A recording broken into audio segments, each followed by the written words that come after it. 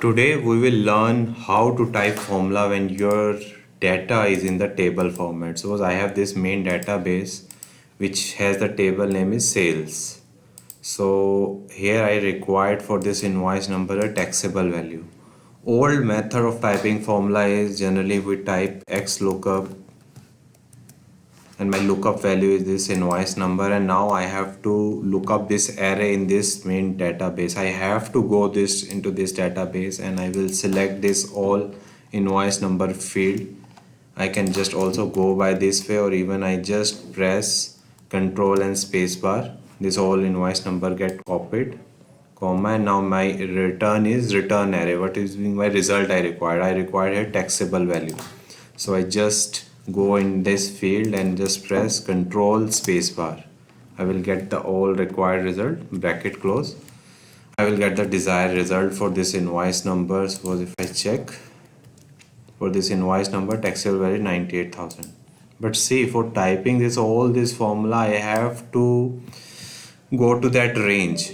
But why I have to go to that range? Instead of that, I just type the formula in that and get the desired result from table. Let's learn. This is very important. Just concentrate on that. Just type X lookup. My lookup value is this. Now here lookup array, instead of going to your data, you know that your table is in table name is what? Just type that table name sales. So it's automatically Excel understand there is a sales name table is there. You can also press tab there, or can select this tab.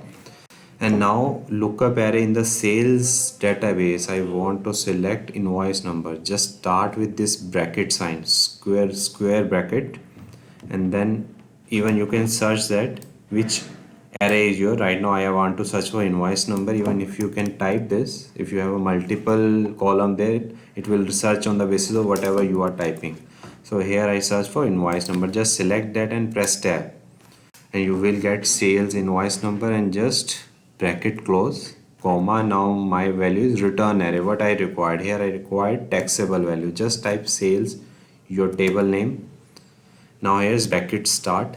Now here I require taxable value. Just type the taxable value and you will get. If you are not typing, you have to search down wherever is the taxable value. Taxable value is here. If I just type that, my search gets shorter. Taxable value. Press tab, bracket close. This bracket I have to close, and the bracket close for X lookup. Work done.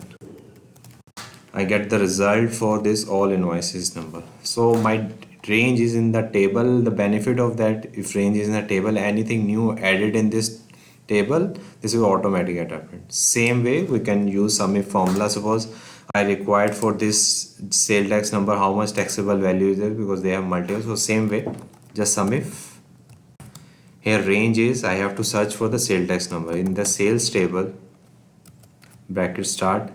Here this is taxpayer GSTN, bracket close, comma. Now my criteria is where this sale tax number is matched, bracket start. Sum range is taxable value sales, bracket start.